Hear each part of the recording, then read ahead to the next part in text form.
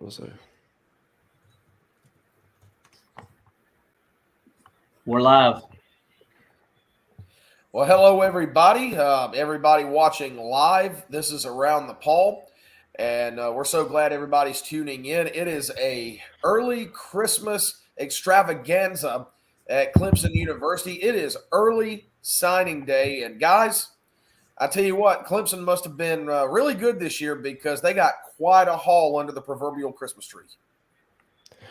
Yeah, and especially with what's going on as of today, with two more signings, I think this class has kind of turned out a lot better than we could have imagined in at least some position groups. But just a really exciting class. I'm excited to see a lot of them are coming in the winter as well, so they'll be active for the spring game, which obviously we'll be able to watch and see glimpses of these players in orange and white for the first time. So it's just a great time to be around Clemson and a great time, especially for these recruits. They get to finally sign and wear the paw. It's just nothing but you love to see it. Yeah, I'm really excited to get to that spring game, right? Because I really want to see these guys. I've watched a little bit of some of their films. Like I saw Sammy Brown in person at Wren High School, and I've watched a couple of other ones and heard some good stuff about some of them. So I'm really excited to see them on the field. Yeah, there's no doubt about it, and I do think that the Tigers upgraded in some areas and position groups where they needed an influx of talent, and we're going to talk about that. We're just going to kind of go through and spend a couple of minutes looking at each position group, and just kind of talk about the impact of the signees there. And guys, the first two that immediately come to mind are wide receiver and offensive line. So let's start at wide receiver. Everybody said that Clemson needs speed, guys on the outside that can just burn, create separation, and go get the football. Well, I think Coach Swinney, I think he addressed that in a big way with this signing class. We've talked about these guys on multiple episodes since Around the Paul started, but TJ Moore and Bryant Wesco are about as good as it gets. And to me, for my money, the two best wide receiver recruits that Clemson has signed in a long time. And I think they go great. I think they complement each other incredibly. Obviously, TJ Moore is what I like to call him the highlight reel. He's making one-handed catches, very tight catches in separation, tight windows. And I'm just beyond excited for him, 4-star recruit. And then Bryant Wesco too, 5-star. I think he was the number 4 wide receiver out of the whole class itself. And you can't leave him in open space because if he makes a catch, a quick throw like Clemson likes to do, and as soon as he finds that runway, nobody's going to catch him. He's a downhill runner, loves to just pick up speed as the play goes on. So, yeah, like you said, these guys could fit right away into this Clemson team. We've seen freshman wide receivers the last 2 years that have emerged as the big star. So, what could I see Wesco or Moore follow that pattern? Absolutely, these guys have the talent to do so. Yeah, I mean they're big guys, they're speedy guys, and those are the kind of guys that we need. I would hate to put the pressure on them like the beginning of the year, but I mean, we kind of need that, right? So, I'm excited to see those guys and see what they can do on the field. We've seen film. I mean, you could say this about every position group. You've seen film. It's just you want to see them on the field. Exactly. Yeah, and Griffin, I've heard some comparisons with TJ Moore to Justin Ross, and I've heard that from several different angles that he's a very similar receiver, both in build and ability. Absolutely. That was something that popped off the page for me right away. It's a guy that if he's one-on-one, he's most likely, if you throw it his way, he's going to find a way to get the catch. And he's got incredible balance too. Looking at his film once again, you could see catches that he makes in the end zone, these one-handed catches, and he's doing this while he's staying on his feet too. So it's nothing but a good sign. And, could this be a potential deep threat option for Cade Klubnik and future quarterbacks with years to come? By all means, he's got all of the tools needed to be a huge deep threat wide receiver for Clemson over the next few years. Yeah, absolutely. And, I think it's a good haul. Only 2 guys, but I think it's 2 guys that you sign at wide receiver who, quite frankly, are impact guys. I think could be impact guys very quickly. You look at what a 3-star guy in Brown, Tyler Brown, has done in his first year as a true freshman. These two guys complement Tyler Brown very well, and they're even more highly rated. So, especially as mid-year enrollees, and you get them acclimated to the college game, I think they come in, and these are guys that you're going to see on the field immediately. So, really excited about them. Now, another position group that was one of very high priority, and that was the offensive line. The Tigers signed 4 offensive linemen in this class. 2 of them were committed before signing day, and then 2 more flipped their commitments this morning, and we were able to bring in 2 more. Or, excuse me, 1 flipped his commitment and 1 committed on signing day. But let's start with the 2 guys who are already in the fold, and that's Ronan O'Connell. And then you had Watson Young from Daniel High School, 5 miles down the road, who's a Clemson legacy. So these 2 guys are, I look at them as maybe a bit under the radar. They're both rated as 3 stars, but look, you put them with an offensive line coach like Matt Luke, these guys can be developed, and I think probably quicker than they would be otherwise.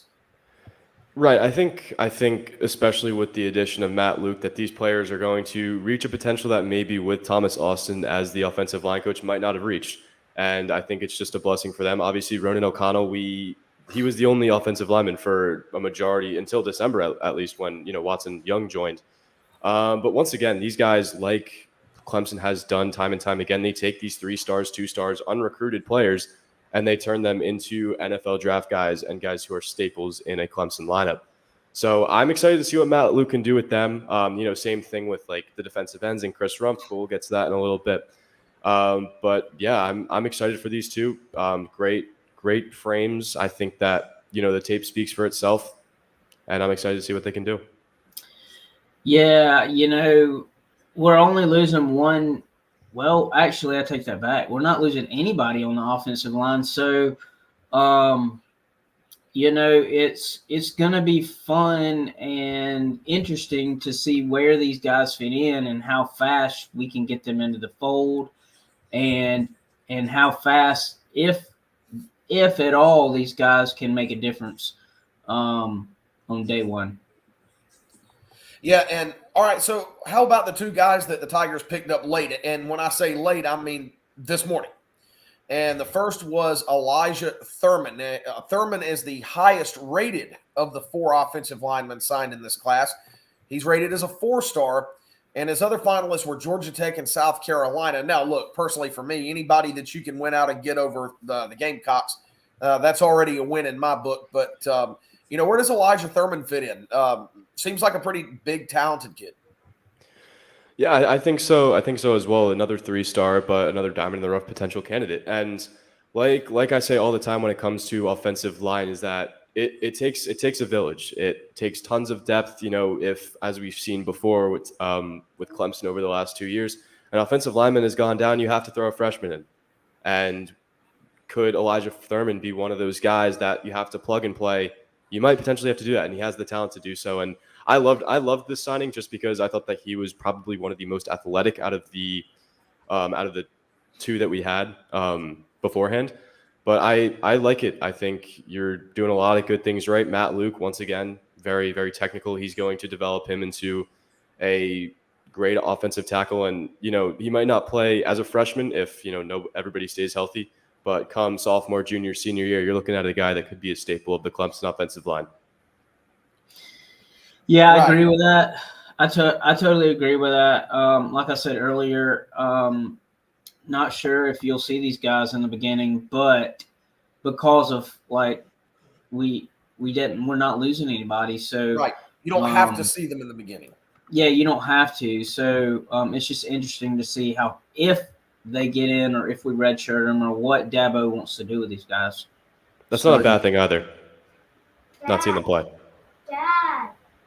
Yeah, no doubt. And Griffin, another one of these linemen, Mason Wade, was the other lineman we picked up this morning, and he was a flip. He was committed to Duke, and we flipped him over to the good side. So, thoughts on Mason Wade and what he could bring to the table? The biggest thing that I took from it was What I was really kind of thinking about was how is the influence of Matt Luke on this? And obviously, Duke too, they're losing a lot. They lost Elko, Riley Leonard, a couple players are out as well in the transfer portal. But I think once again, he's just another piece that if one person goes down, he can rise up.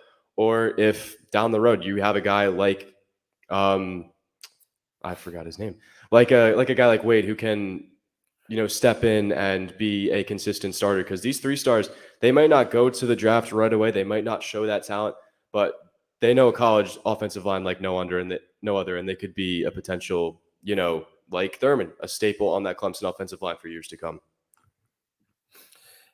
Yeah, I agree. Absolutely. And, so I think that you've got some guys that you can work with coming in, 4 guys with this class, 24 class on the offensive line. Certainly that I think Coach Matt Luke can certainly polish into more finished products, some guys that can really help the Clemson offense down the line. Now, let's switch over to the defensive side of the ball and talk about a position group where Clemson really hit the jackpot. That's linebacker. Clemson signed the number 5 overall recruit in the entire class, and that's Sammy Brown from Jefferson, Georgia. This guy quite literally is a Swiss Army knife. Not only is he the number 1 rated linebacker in the entire class, look at his stats. He rushed for over 2,000 yards. So I can't wait to see him hit people. I also can't wait maybe to see him in some goal line packages and score a few touchdowns, because I think he's certainly got the capability to do that over the next 3 years. Oh, you'd love that. And I mean, his stats, when you see him on Twitter or, in the news itself, it's not for, tackles or interceptions or fumbles. It's for rushing yards and touchdowns. And he took, I believe, he played for Wren, right? No, Jefferson High School. Played Wren. Okay, Jefferson High School. Yeah, and I don't even know. He put up Madden video game numbers. But I'm excited. I think he plugs into that linebacker spot perfectly for a guy like Jeremiah Trotter. Pair him with Barrett Carter. It's a perfect mentor. But yeah, this could be, one of these day one guys of these freshmen that could pop out, freshman All-American, ACC freshman of the year. You never know with a guy like Sammy Brown, and I'm really excited to see him, especially in the spring game and what's to come in fall camp and what Dabo says about him. And Cliff, yeah. I do think he's a day one guy. Yeah, I was about to say this guy is a day one guy. And when I saw him play at Wren, Jefferson versus Wren at the beginning of the season, the guy had 17 tackles. Oof. Right? And he ran the ball, right? He ran the ball. I think he ran it for like over 100 yards. And he punted the ball for 3 times for 150 yards. Over 150 yards. Holy cow. So that was 50 yards a punt. So this guy is a real deal. And I'm super excited to see him and what he can do. We got to interview him after the game, and the guy was he's madly in love with Clemson, if you can say that. And he cannot wait to get on campus and show that he is the man. And with Barrett Carter, they could be as good or better than the linebackers this year. Yeah, I agree with that. And then, look, he's not the only linebacker you took in this class. You had 2 more linebackers. One is Drew Woodass. Of course, he is the younger brother of Clemson current Clemson linebacker Wade Woodass. And then you took another guy who committed late just a few days ago, C.J. Kuba Taylor, who's high school teammates with Darian Mayo, who signed with Clemson this morning as a defensive end. We'll get to that position group in a minute. So you took 3 linebackers in this class, obviously the bell cow in the 24 cycle, but 2 guys who are a little more under the radar. And again, as Coach Swinney likes to do, he likes to take some of these guys and then develop them. And you never know what you're going to get, but we've seen it so many times that Clemson comes away with diamonds in the rough that turn out to be stars. Right, and you could see that with Drew Woodass' older brother Wade, and I think family effect plays huge when it comes to Clemson. Obviously, every Sweeney brother played for Clemson. One does now, but I like Drew Woodass too. He was one of the first commits. I think he committed in April, which I don't know if it was like the second or third guy to join the Tigers from the class, but I like him a lot too. I think might not be a day one guy, obviously, because of the talent in front of you, like your brother Wade, like a Bear Carter, like a Sammy Brown, or even, sophomore juniors ahead of him. But, he's a guy that you could plug in later on down the road. Wade, that's what happened to him as a sophomore, junior. You plugged him in. So even the same thing with Kuba Taylor. These guys might not play first off, but the linebacker room has been slim as of late. You are losing Trotter too. So the depth comes up. It always is the next man up at Clemson. And potentially even for an injury too, we might see these guys early. But again, just really excited to see how they do, how, Dabo talks about the freshman class. Could it be better than last year's freshman class that had so much high praise? But I think these guys have the talent to do so. Yeah, I definitely do. Wood as, following his brother. He could follow his brother and be just as good. So who knows? We didn't know that his brother was going to be as good as he was. Yeah, and Wade Woodaz, he's turned out to be a great linebacker. And look, you go into next season, and he and Barrett Carter are the two guys. You're going to count on him quite heavily. So, hopefully the apple doesn't fall too far from the tree.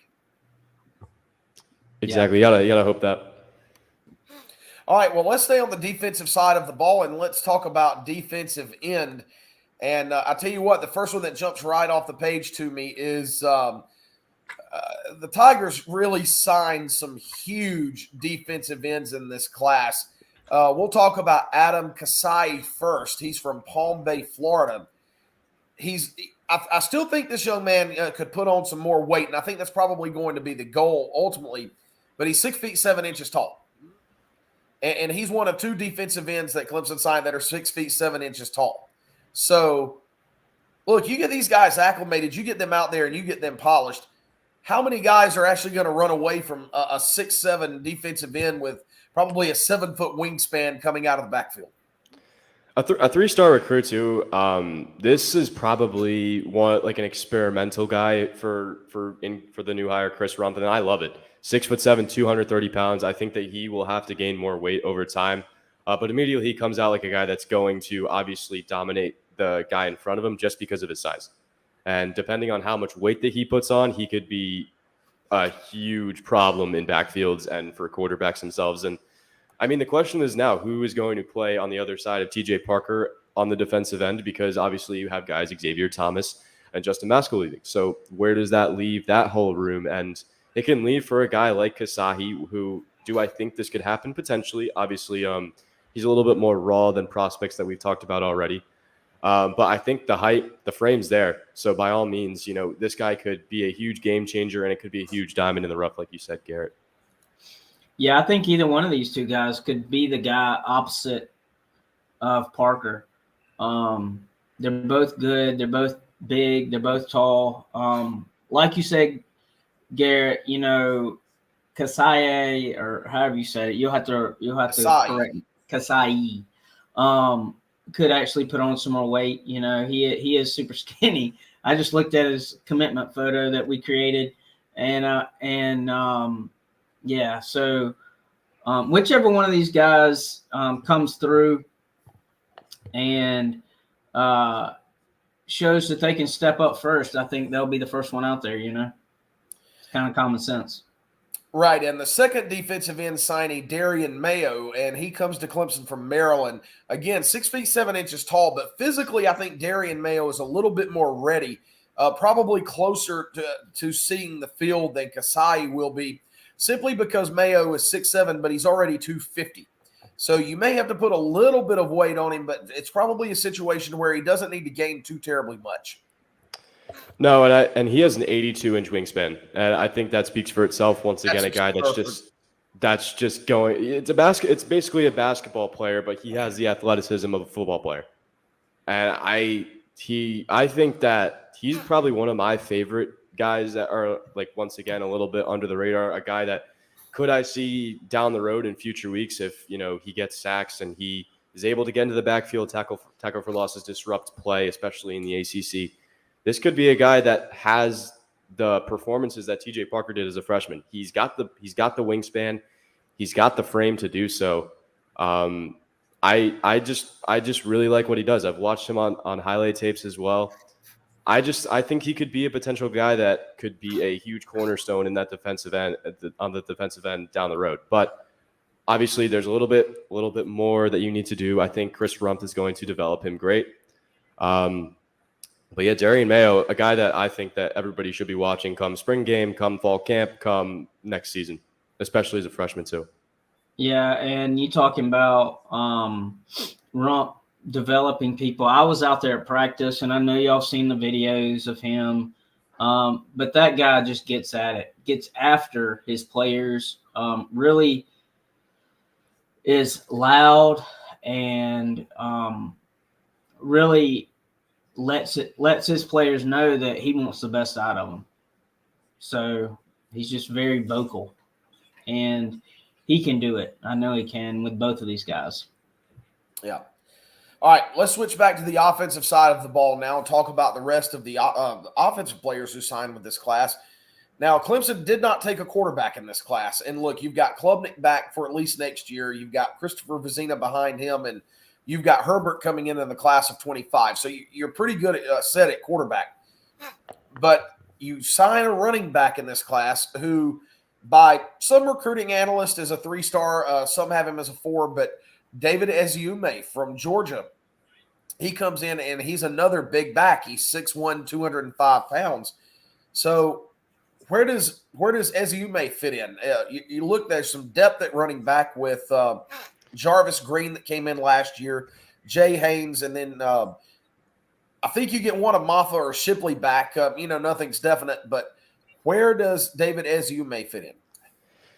And I don't really think we know that answer definitively yet. Obviously, you have to know about Shipley, you have to know about Maffa, but that third string spot is wide open. Obviously, Dominic Thomas left. If Shipley and Maffa leave, there's a second string spot that if Eziomume could fit in, I think he could. He's got the speed to be a potential, disruptor of rhythm for defenses, because obviously Maffa's a big downhill back, Shipley's a very athletic back, but Eziomume was a track runner in high school. He ran an 11-second 100-yard dash in 2022 as a junior. Which I think is huge when it comes to just being a running back. So I really don't know. There's so much great depth in the running back room. So you're joining a great room. It's going to be competitive. Obviously, CJ Spiller, the running back coach, is gonna push you to your limits. But he could be a guy that I could see going, potentially freshman year, maybe garbage minutes at first. Obviously Clemson has a game every year where you could see a little bit more of him, show flashes a little bit. But I wouldn't be surprised if he gets not really played as much, but I understand because this running back room is so deep. But he's got the potential to be a starter for sure down the road. Yeah, he really does. I didn't know about the 11-second, what'd you say, 100-yard dash? I didn't even know about that. So that's crazy. But yeah, I think he's got the potential to come in and snag that third position in the running back room. I mean, we've got these other two guys, but really, I don't know if they haven't had the chance to show themselves, except for a couple of trash men at times, or if they're just not proven yet. But I think, like you said, he could come in and really make a difference. Yeah, for sure. Now, another offensive position group where you only took one guy in the 24 class is tight end. But you've got one that you feel pretty good about in Christian Bettenker. So, Christian Bettenker, he's a big tight end. He's a big physical tight end with good hands. And that kind of fits the mold of Clemson tight ends when you go back to guys like Jordan Leggett, and then you've got Jake Brenningstool now. So how good could this guy be? I think he could be day one too. You're losing, I don't really think much on the tight end spot. You're losing Sage Ennis, obviously. That pushes Josh Sapp in the tight end 2 spot. But Brenningstool is graduating next year. And could Bentancur make some waves as a freshman? Obviously, we saw a guy like Sapp, and he caught a touchdown or 2 this season. But Bentancur, I like him. Like looking at his tape, he's a great ball catcher as a tight end. And he could be a guy down the road, sophomore, junior, senior year. That could be a guy that could be incredibly dangerous. And I think he was a basketball player too. So he's great jump ball ability, could be a huge red zone threat for Clemson coming down the road. But I love him too. I love it. This pickup too, another 4-star, just cementing all of these huge corner spots on the offensive side for Clemson with guys like Wesco and TJ Moore on the wide receiver spot, Penticure at the tight end, and a guy like Eziomume at the running back spot. I think it's a great thing that they're doing. Yeah, I do too. I think if he's really good at blocking, then you could possibly see a 2 tight end set maybe, and next year, and that would be good because we definitely need a tight end that can block, because I think that's one thing that we lost with Ennis, right? So if he can come in and be that blocking tight end and then catch the ball too, he could basically come in and replace Ennis's position automatically. I agree. Now, Clifton, you mentioned blocking. So I think it's a good time to say, don't let hunger block your productivity. And you can take care of that by going and seeing our sponsor, Arden's Burger Grill, at 1280 18 Mile Road, Central South Carolina. It doesn't have to be game day for you to go enjoy their double dip wings. That's our favorites. They've got mouth-watering burgers, sizzling grills, and even great Asian food. So you can find anything to satisfy your hunger at Arden's Burger Grill. Go check them out, 1280 18 Mile Road Central. You can tell them that Garrett, Griffin, and Clifton from Around the Paul sent you there, and they'd be most grateful. So we're moving down the line right now. We've got about 8 more guys to talk about and a couple more position groups. We're going to switch back to defense now because that pretty much takes care of offense. We've talked about defensive ends. Now let's talk about the interior of the defensive line. And you signed 2 guys in this class. The first one we'll talk about is Champ Thompson. So you're coming into a pretty deep group. You've got a lot of talent up front, and you signed a lot of talent in the 23 cycle. Where does somebody like Champ Thompson fit in?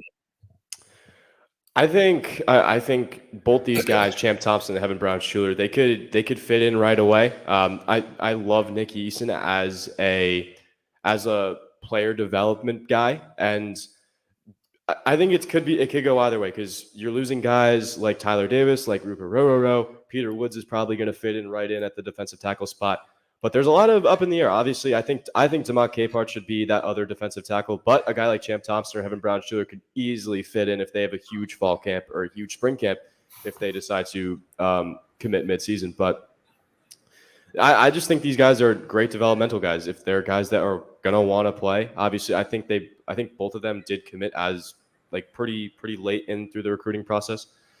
So I think once again, it's just another guy for Nick Eason to fully develop. And, if you develop these 2 guys who split 3-star, 4-star by some recruiters, they could be huge disruptors and huge pieces for Clemson down the road that bring that huge defensive line back to how it was over the last few years with Tyler Davis and Rugg. Yeah, I agree. And you kind of took the words out of my mouth when you were talking about how he talking about the coach. I just had a brain fart, but how he is good at helping these guys get better at their position, and they could possibly, as much as we like to rotate people, I mean, they could come in and be a solid backup, or come in and be that guy who is on first string. And like these guys, I think I heard TJ Parker say this, that these guys are so tight knit that they don't really care who starts, is because they all get to play, right?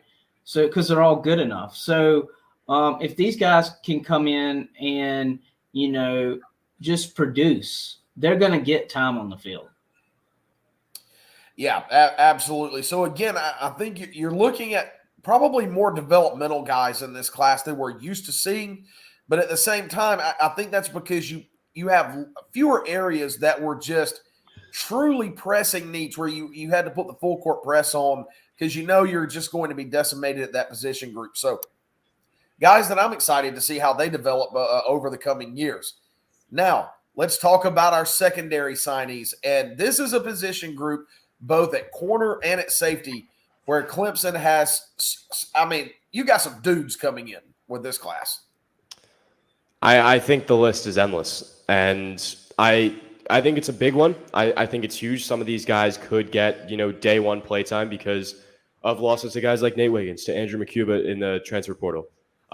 You're fitting right behind a guy like Khalil Barnes. So, like you said, I think this isn't really big on who's going to, if these players are going to be day one starters. I think they fit in the depth first, especially in this cornerback room, because you have so many guys that are so high rated and have incredible potential that you can kind of just, like you said about the defensive linemen, just mix everybody around as long as they know what they're doing.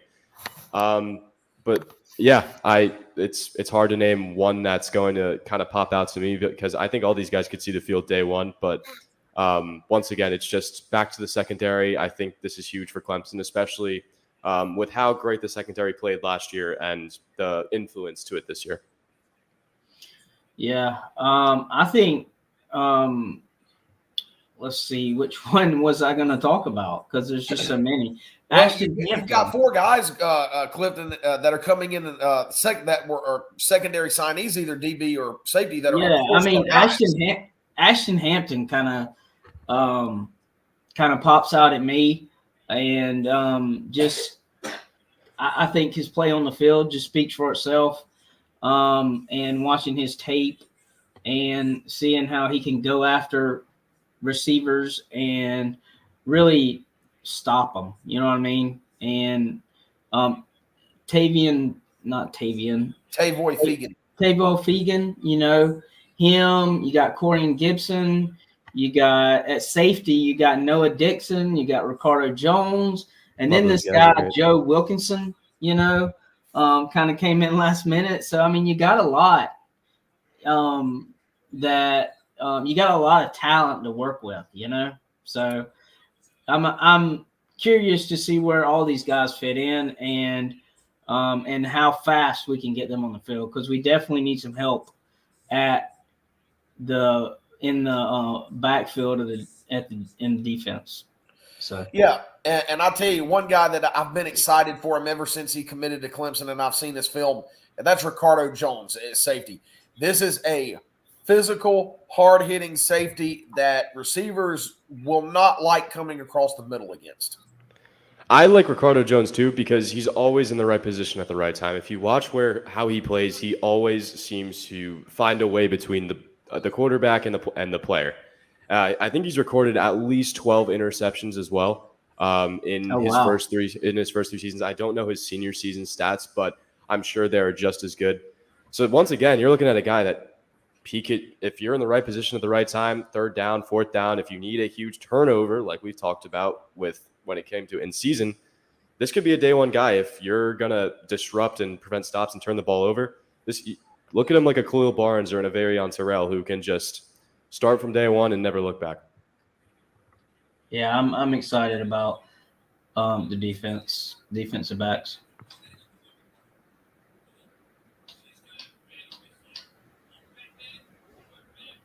You're muted, Garrett.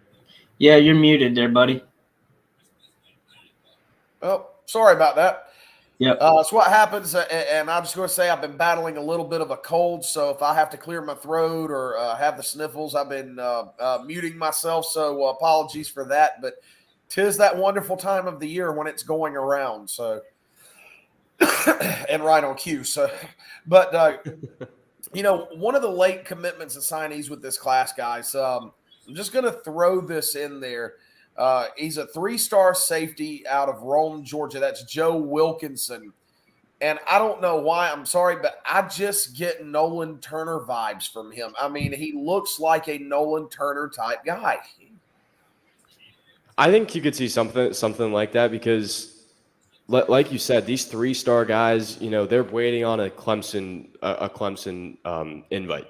That's what a lot of these guys like to do, and that's why you have a guy like Joe Wilkinson who I believe he committed yesterday, December 19th. We're recording this on the Wednesday. But yeah, this is a guy diamond in the rough type candidate. This is where you get a guy like Nicky Khan say, hey, let's see what we can do with this kid. He wants to play. He's He's got the heart. He is from Georgia, so he's right around where Clemson is. So he obviously probably grew up and watched it. But yeah, once again, this could be a diamond in the rough, like you said, in Nolan Turner. And I really want to see who, like, especially from, these 3-star, low 4-star recruits, who comes up and becomes a huge star, because we've seen so many, especially last year with like a guy like Tyler Brown, a 3-star recruit. I'm really excited to see, because there's probably 1, 2, or 3 guys that are going to rise up right away. And I think Joe Wilkinson could be one that's like that. Yeah. I don't know a lot about him, so I'm excited to see like what he can do. Well, guys, we've covered every position group except for one. And last but certainly not least, we can't leave out special teams, and only one special team player, dedicated special teams player, that Clemson signed in this class. That is place kicker Nolan Hoser.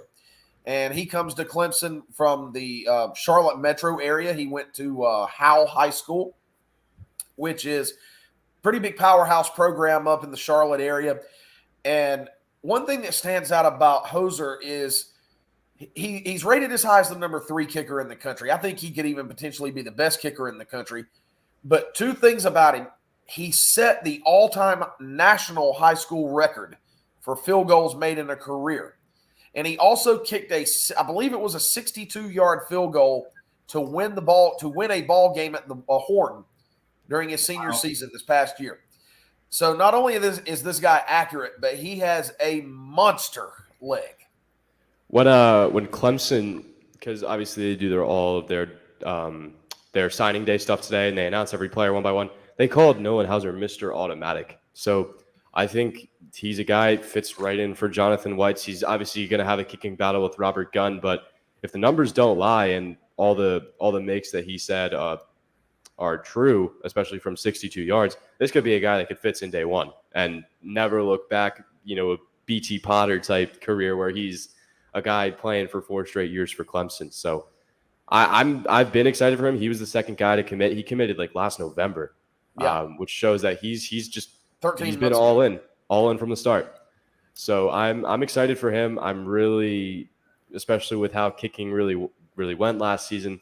Having just a really stable guy who can hit from anywhere inside 40 would be really nice for a fan, just to kind of just be a security blanket. But I love this one. This could be another guy that becomes a Clemson legend by the end of it. Yeah, I agree. He went to the Shrine, or he played in the Shrine Bowl. So like you were telling me, Garrett. That's really cool. And if he can hit, if they called him Mr. Automatic, then that's saying a lot, because they said Robert Gunn was going to be pretty good too, and he's been a little injured or whatever and he can't kick field goals or whatever. That's why he didn't kick field goals, I guess. But I mean, what? So if he can kick, if Gunn can do kickoffs and Hauser can be the place kicker, then we're going to be good. Yeah. They just hope at the moment. The only thing about kickers is you just got to hope that the moment of a college football game in Clemson, South Carolina, is not too big for him. Yeah, and I think that's probably what, to me, got Robert Gunn early in the season. And I think once he missed the first kick against Duke, then unfortunately I think it became a mental thing from there. So, hopefully he'll get back on track. But I like the idea of him being a dedicated kickoff guy and Hoser being the field goal guy. If he comes in from day one and just starts planting them right through the uprights. So I think it's a low key, but it's a big get for Clemson in this class. Never underestimate the impact a good kicker can have on the game. Oh, I mean, look at the Florida State game. If, we had a guy, let's say like Hoser, who drills everything from inside 40, who knows what happened with Clemson season, to be honest with you. Same thing with Duke. But like you said, this kid seems confident. I've seen some interviews with him. He seems like a very calm, cool, collected kid. You're everyday confident kicker, but as long as he stays in the rhythm and he stays with stuff like that, I think that you're looking at a guy that could be a staple, especially in the special teams. Yeah, no doubt. Well, guys, it was a great signing day. Saw a lot of guys sign very early this morning, and had some good ones sign a little bit closer to lunchtime. But all in all, I think by my count, 22 guys coming in the class of 2024, and some guys that I think Clemson fans should all be very excited about. So, final thoughts as we wrap up this episode of Around the Paul. I mean, first of all, congratulations to every member of this class. You know, as a Clemson fan myself, I'm very excited to see what each and every one of these guys can do. And I'm interested to see, you know, what these position coaches and Dabo Swinney say, you know, down the road come spring practices and fall camp about who's going to be the guy that emerges first from this class. I'm really excited to see. Yep, and Cliff, it's your turn, buddy. Yeah, I was just gonna say that congratulations to every single one of these guys. The last two guys kind of threw me for a loop. Wasn't expecting them, so I had to whip together a graphic and throw it out there. But yeah, congratulations to all of them. And if I'm not mistaken, all these guys get to go to bowl practice, right? I believe so. Yeah. If they're early enrollees. Yeah. So it would be cool to see all these guys on the field, not on the field, but on the practice field at the bowl game and get that extra practice, you know, because I feel like that helps, you know. Yeah, absolutely.